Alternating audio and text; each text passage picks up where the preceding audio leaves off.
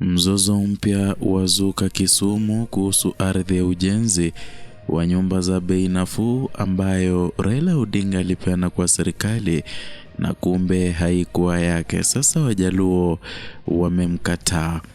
Hujambo na karibu kwa taarifa zetu za Kenyascope, na tafadhali ikiwa ni mgeni hapa subscribe. Mvutano mpya umezuka katika kaunti ya Kisumu kufuatia hatua ya kiongozi wa Azimio la Umoja Raila Odinga kutoa ekari 5 za ardhi kwa serikali kwa ajili ya ujenzi wa nyumba za gharama nafuu. Ingawa hatua hiyo ilionekana kama ya kusaidia jamii, sasa imeibua mzozo mkubwa kutoka wanajamii wa koo za Korando na Kogony ambao wanadai kuwa ardhi hiyo si mali ya Raila bali ni ya jamii. Kwa mujibu wa katibu mkuu wa chama cha ustawi wa Kisumu George Weda, koo hizo mbili zilikabidhi ekari 285 za ardhi kwa serikali mwaka 1979 kwa ajili ya ujenzi wa kiwanda cha kusindika molasses. Weda alifafanua kuwa ardhi hiyo ilitolewa kwa serikali kwa misingi ya uaminifu kwa mujibu wa sheria ya ardhi ya uaminifu ama ukipenda Land Trust Act Cap 208, ambapo serikali ilikuwa ikishikilia ardhi hiyo kwa niaba ya jamii. Kulingana na nyaraka zilizotolewa na wazee wa koo pamoja na chama cha ustawi, mchakato wa awali ununuzi ulisimamiwa na aliyekuwa waziri wa mambo ya nje hayati Daktari Robert Ouko, ambaye alinunua ardhi hiyo kwa niaba ya serikali.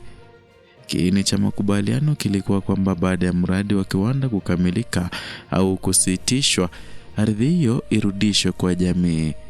Hata hivyo, kiwanda hicho kilisitisha shughuli zake miaka 1980 baada ya mradi huo kuwa na changamoto haswa zile za kifedha na kiufundi. Jamii ilisubiri kurejeshewa ardhi kama ilivyodaiwa, lakini hila halikufanyika.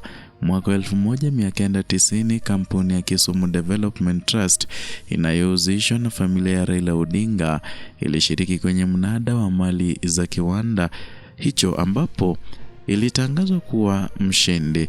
Lakini kwa mujibu wa George Weda, kampuni ilichukua tu mali za kiwanda na si ardhi, kwani ardhi hiyo ilikuwa bado chini ya umiliki wa jamii.